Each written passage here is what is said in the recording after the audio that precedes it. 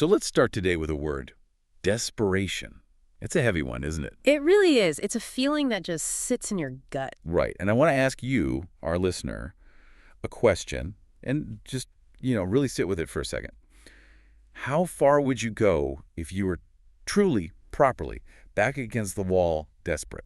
And we mean really desperate. Yeah, I'm talking about the kind of situation where the walls are closing in, your family's safety is on the line, maybe your own life. Would you lie? Of course, most people would. Okay, would you steal? Would you kill?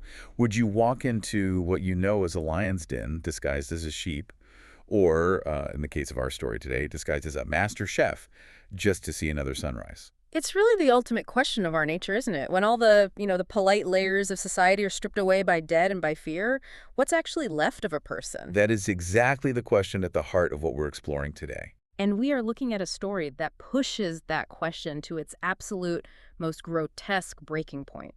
It's a narrative where greed isn't just about money, it's about a hunger so deep, so all-consuming that it devours everything in its path. Exactly. Welcome to the deep dive. Today we are unpacking a truly, truly intense source text, the novel Greedy by Callie Kazumi. And let me tell you, this book it's a ride. Oh, it's an absolute ride, a descent, really. Yes, a descent is the right word. On the surface, it's a psychological thriller. It's set in modern-day Japan, but it feels like you're going down into a very specific kind of hell, one that, weirdly, smells of roasting meat and very expensive perfume. It's a fascinating text because it works on so many different levels. I mean, yes, it's a thriller. It's about a man trying to outrun the Yakuza. But underneath that, it's the scathing critique of class dynamics, of just the grotesque nature of consumption. And debt, the way debt can turn a human being into a commodity. Absolutely. It really asks you to look at the food chain, the one we all exist in, and figure out exactly where you sit on it. Okay, so let's set the scene for you. We start in Tokyo, but we don't stay in the neon glow of Shinjuku or the famous Shibuya Scramble for very long. No, the story quickly pulls us out of the city. We end up deep in the forests of the Yamanashi prefecture. And the main location is this isolated, opulent mansion. It's all glass and dark wood built on stilts. It's completely hidden by these ancient trees.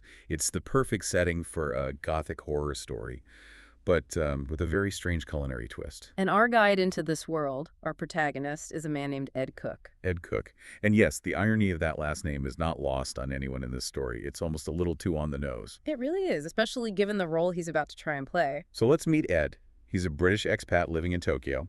He's married to a Japanese woman, Sayuri, and they have a little girl, a toddler named Kaori. And on paper, or at least from his wife's perspective, he's just a guy who's down on his luck. He's looking for work. He's maybe a bit stressed, a bit distant, the usual. But the reality is, Ed is in deep, and I mean deep.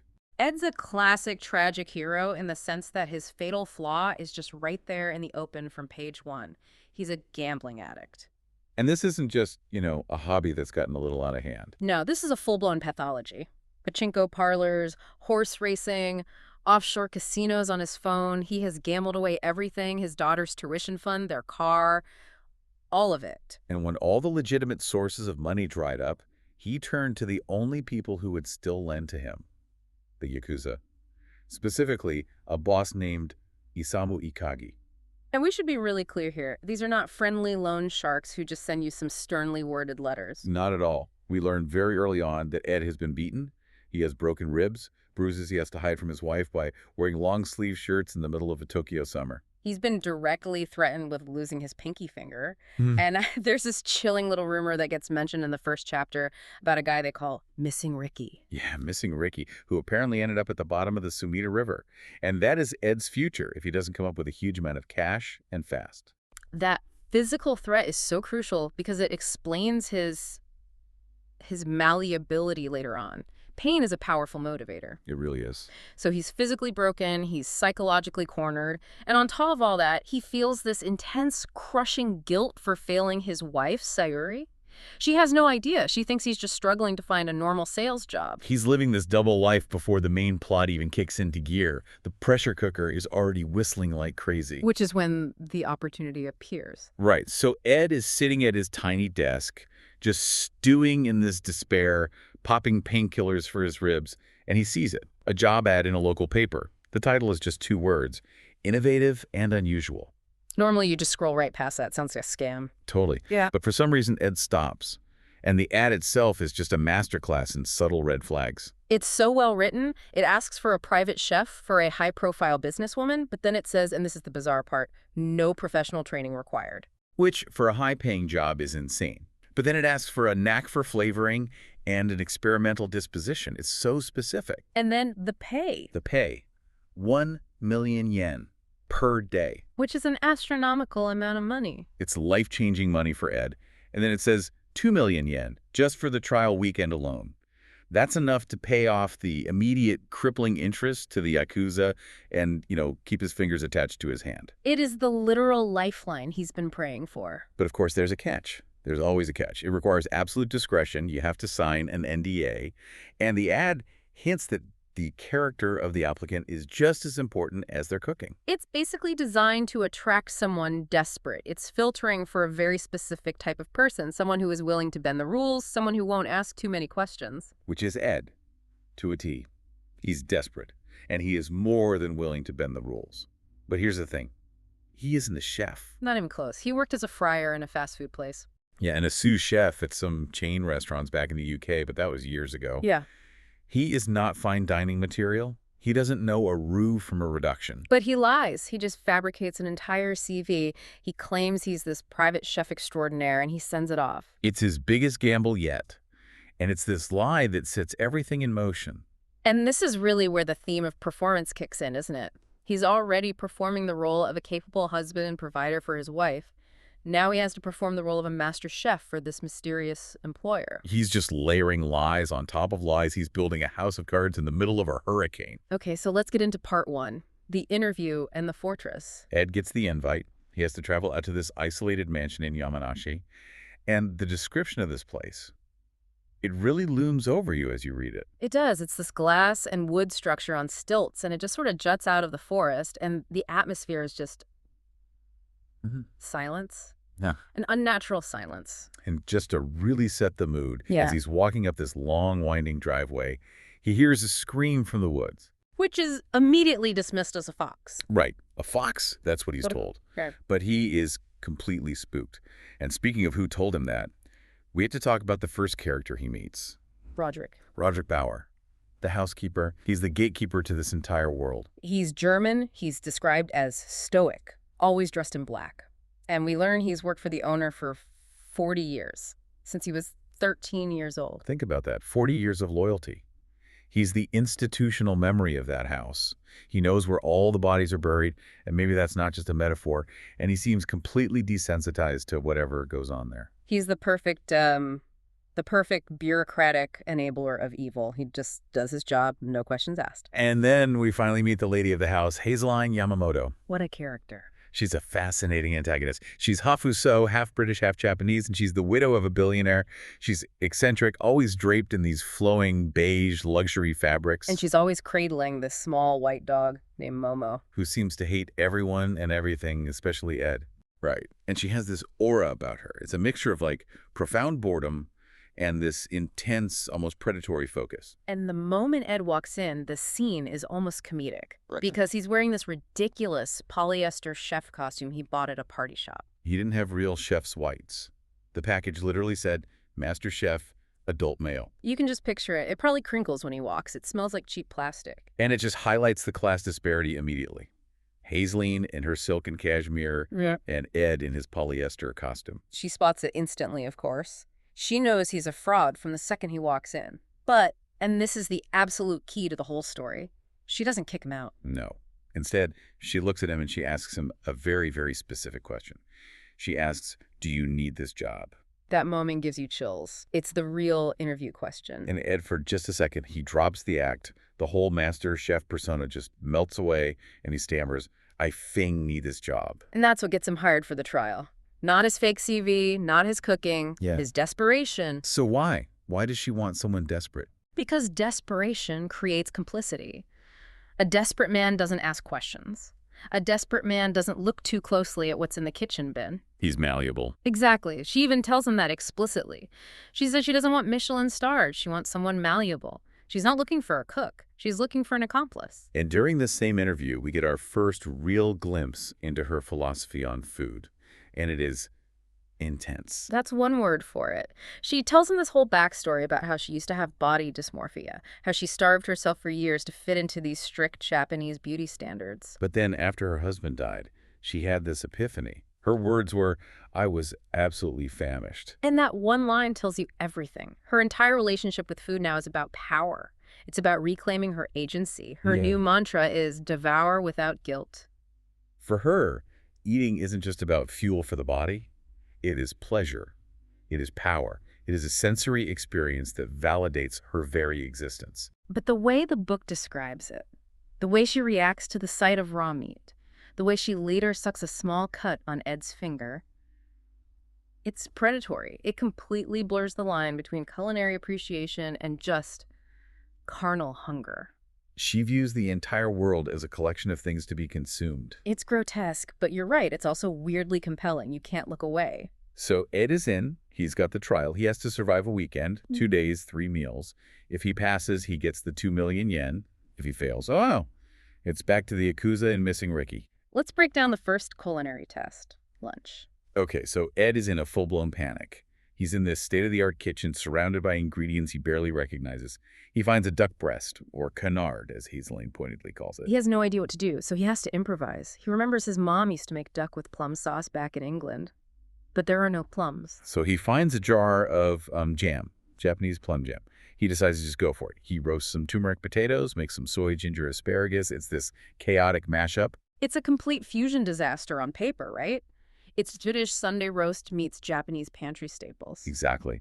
And when Hazeline eats it, she just takes a bite, chews slowly, and says, "Very European." Which is such a backhanded compliment. It basically means it's a bit clumsy, a bit unsophisticated. But she likes it. Yeah, she likes the gamble. She tells him she appreciates that he mixed flavors that shouldn't necessarily work together. She values the risk-taking more than the actual technique. Which is another clue. She's not looking for perfection. She's looking for a gambler. But the real test during that lunch wasn't the duck. It was the coffee afterwards. Ah, yes. The sweetener incident. She asks for a sweetener and a half in her coffee. Yeah. And these sweetener pills are microscopic. They're tiny. And he has to use this massive, heavy chef's knife to try and cut this tiny pill in half without it shattering or flying across the room. It's a test. It's a pure test of his dexterity, of his knife skills, of his nerve under pressure. Yeah. And miraculously, he pulls it off. He gets a clean cut. It proves he has steady hands, even when he's terrified. It shows he can handle a blade with precision. Keep that in mind, because it becomes very important later. She is absolutely testing his potential for butchery, not just cookery. She needs to know if his hands shake when he's holding a weapon. 100%. Okay, so then we get to dinner. Test number 2. He has to make something light. He finds some fresh crab and decides to make a kini salad. But again, he has no idea how to properly prep a fresh crab. He's used to, what, crab sticks from the supermarket? Pretty much. So he's in there just brute forcing it. He's cracking the legs with the back of his knife, ripping the shell apart with his bare hands. It's messy. It's violent. And Roderick, the housekeeper, walks in and sees him. And Ed, thinking fast, just spins it. He says he's getting a feel for the meat. And again, the improvisation, the sheer brutality of it, works in his favor. He makes a dressing based on a recipe his wife Sayuri makes. It's just spicy mayo and panko breadcrumbs. So simple. But Hazeline loves it. She loves the crunch, the texture. He's surviving by the skin of his teeth, using his wife's simple domestic recipes to satisfy the palate of a reclusive billionaire. It also shows that Hazeline appreciates the destruction involved in the meal prep. The messiness, the violence of it, that appeals to her on some level. But then we get to the next morning, the final test. Ed thinks he's just going to be making breakfast. Maybe some eggs, some pancakes, something simple. But no, Hazeline leads him not to the kitchen, but to one of the luxury bathrooms. And there, hanging upside down over the bathtub in a metal cone, is a live chicken. This is the moment. This is where the genre shifts from a sort of dark comedy of errors into pure psychological horror. Hazeline just hands him a small, sharp hatchet, and she tells him she wants him to kill the chicken for freshness. Ed is horrified. He's a city boy. He buys his meat neatly packaged in plastic trays from the supermarket. He tries to argue with her, like, can't we just go buy one that's already dead? But Hazeline gives him this chilling little lecture. She talks about the food chain. She says, To consume is to live.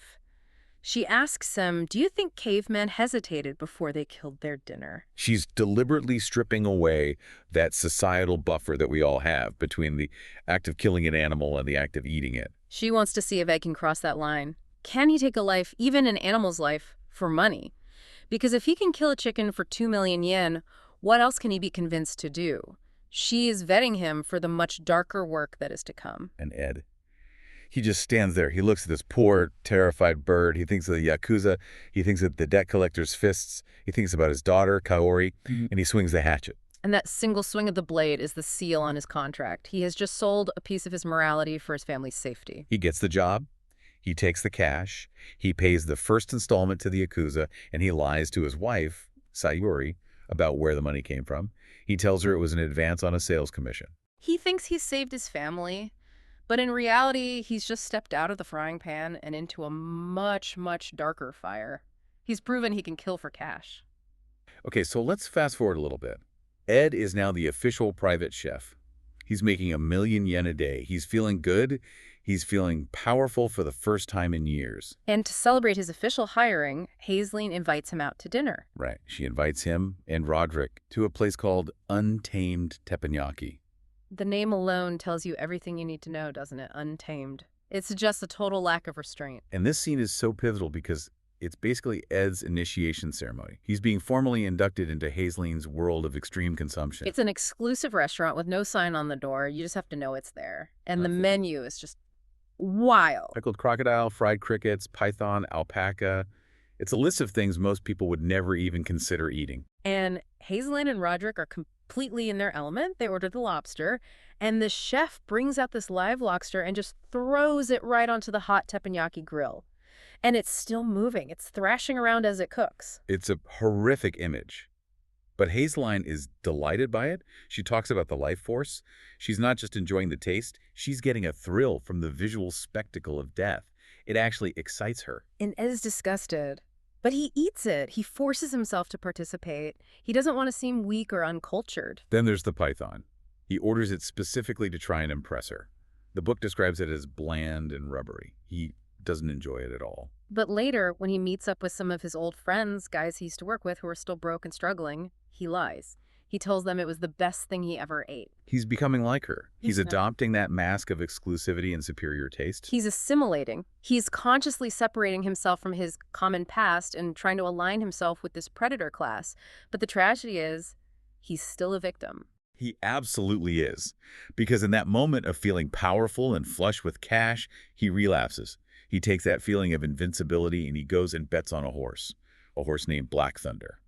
And he loses. Of Yeah. course he loses. It's just heartbreaking. He achieves this huge victory. He gets the job. He solves his immediate problem. And then he immediately digs himself right back into a hole. Which means the Yakuza come back, and this time they come back harder. He gets cornered in an alleyway by an enforcer. They know he has a new fancy job. They want bigger payments, and they want them faster. So the noose just gets tighter.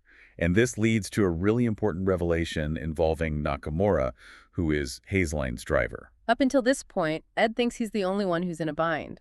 But Nakamura pulls him aside and reveals that he's trapped too. His wife, Suki, has a very rare form of cancer. And Hazeline is providing for her. She has Suki set up in a private annex on the property with top-tier medical care, private nurses, everything. At first, it sounds incredibly generous. You think, oh, wow, she's saving this woman's life. But then you look closer. It's not generosity. It's a leash. Exactly. It's what the book calls a favor economy.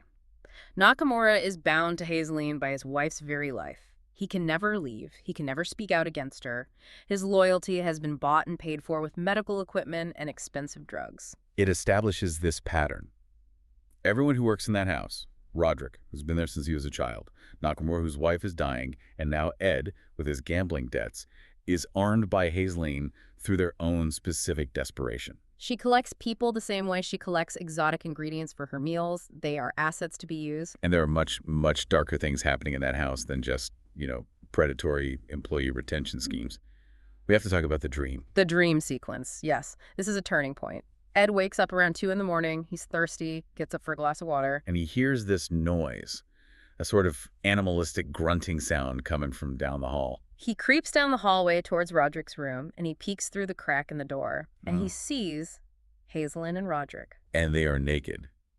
And they are on the floor eating the leftover lamb shanks from dinner with their bare hands. The description is just vile. Their faces are covered in grease and what looks like blood. They're grunting and tearing at the meat like animals. It is absolutely grotesque. Yeah. Ed runs back to his room, and he completely convinces himself it was just a nightmare. He has to. The alternative is too terrifying. And when he tells his wife, Sayuri, about it later, she even laughs it off, saying he must have been stressed. But the text makes it very clear to the reader. This was real. It creates this image of them as ghouls, doesn't it? By day, they are refined, sophisticated people drinking champagne. But at night, they revert to being these primal scavengers. It goes right back to what Hazeline said in her interview. I was absolutely famished. There is a hunger inside her that civilization cannot fully contain. And it suggests that for them, this hunger is primal, it's sexualized, and it's completely uncontrollable. And the evidence that something is deeply wrong just keeps piling up. There's a scene where Ed is doing a cooking lesson with a celebrity chef, Chef Chung Pu, who apparently used to work for Hazeline. Right. And Ed is taking out the trash, and he goes to the kitchen bin, and he finds teeth. Human teeth. They're described as molars. There's no mistaking them for anything else. And he confronts Chef Chung Pu, who just calmly dismisses them as dried fish bones. It's pure gaslighting. It's so obviously a lie. But Ed accepts the lie. He chooses to believe it. Because he needs to believe it. To acknowledge that there are human teeth in the kitchen bin would be to acknowledge that he is in mortal danger. And if he's in danger, he has to leave. And if he leaves, he can't pay the Yakuza. So he is actively suppressing his own survival instinct in order to maintain his denial. Which leads us to the brunch scene, the conversation with Octavia Harris Ward. Ugh, Octavia. She is this awful, brash, wealthy friend of Hazeline's who comes to visit. And they start talking business right there in front of Ed, assuming he's just the help and either won't understand or won't dare to repeat what he hears. And the coded language they use is just chilling. They start talking about importing cattle. And about American stock. Mhm. They say it's more expensive but higher quality. And then they talk about fattening them up before use. Octavia mentions that she has a calf available, a young person, because the farmer, the parent, needs money for medical bills. The line is, the farmer is willing to trade the calf for the money to keep his cow alive. It is so blatant. There is no other interpretation. They are talking about human trafficking, specifically trafficking desperate Americans who are drowning in medical debt. It connects right back to Nakamura's situation. That's Hazeline's MO. She targets people with medical debt or crippling financial desperation. She buys them. And given the context, the teeth in the bin, the talk of life force, the primal feasting, it's pretty clear she isn't buying them for their labor. This all brings us to the camping trip. This section of the book really cemented all the themes for me. It's a very strange interlude, but so important. Hazeline decides to host a camping trip for a group of disadvantaged children from an orphanage. And surprisingly, she's really good with them. Ed expects her to be detached and cold, but she's hands-on. She teaches them things.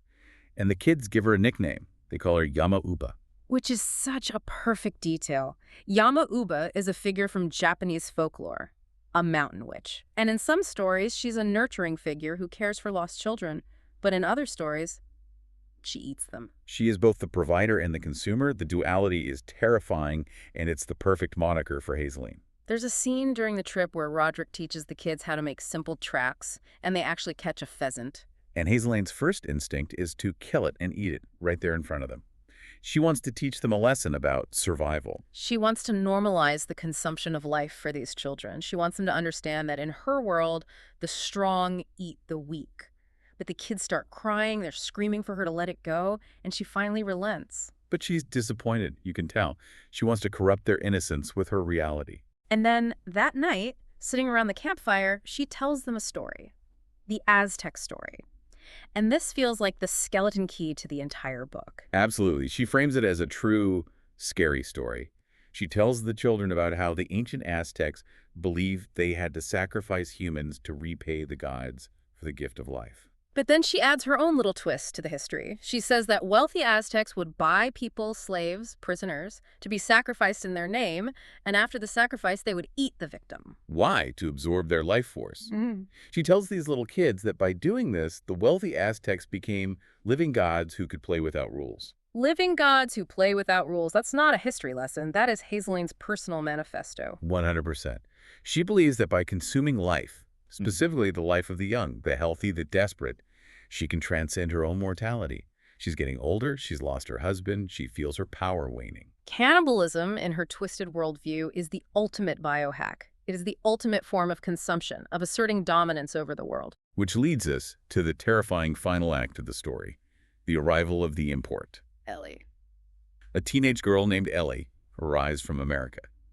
She's described as a waif, very thin, and she's supposedly there for some kind of work experience program. But we, the readers, we know better. She is the calf that Octavio is talking about at brunch. And the first thing Hazeline says when she sees her is a comment about how Ellie needs filling up, she needs to be fattened. It is so visceral and disgusting. And Ed, poor, oblivious, greedy Ed. He's just standing there watching this happen. He's given the corporate credit card and told to go to the market to buy ingredients for a special dinner for Ellie and Hazeline. He wants to impress Hazeline. Yep. He wants to show her that he gets her, that he understands her dark, experimental aesthetic, so he decides to buy something macabre. He buys Suzume, Sparrows? whole sparrows, beaks, bones, everything, to be grilled on skewers, yakitori style. He thinks the shocking visual of eating a whole bird will appeal to her. While he's at the market, there's this really important incident. A drunk man starts yelling at the butcher, calling him a burakumin. Right. And for listeners who don't know, this is a crucial historical reference. Burakumin was an outcast group in feudal Japan.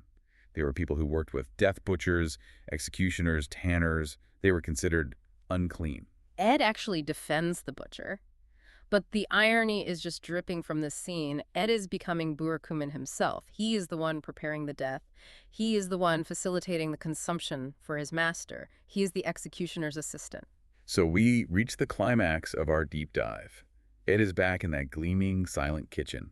He is grilling these tiny birds, creating a meal that is literally small corpses on sticks. And he thinks he's just being an edgy, innovative chef. He thinks he's securing his bonus, solidifying his position in this weird, wealthy world.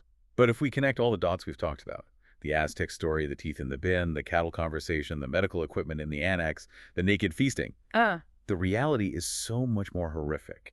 Hazeline Yamamoto isn't just an eccentric foodie. She is the head of a sophisticated boutique cannibalism ring. She preys on the desperate people like Ed, like Nakamura, like Ellie's family, and she literally consumes them. And Ed is standing right there, grilling sparrows for a woman who plans to eat the teenage girl sitting at her dinner table. He thinks he is the chef in control of the meal. But in Hazeline's eyes, is he just another form of cattle? Is he just being fattened up on $1,000,000 a day salary until it's his turn? That is the ultimate horror of greedy. Ed believes he has gamed the system. He thinks he found a clever loophole to pay off his debts and save himself. But you cannot game a system that is designed by a predator.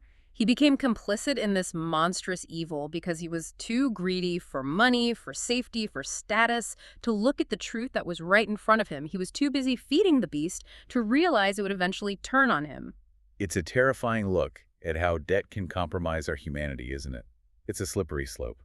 We start by compromising on a small lie on a CV, and we end up serving grilled sparrows to a monster. Which leaves us, and you, with that final provocative thought.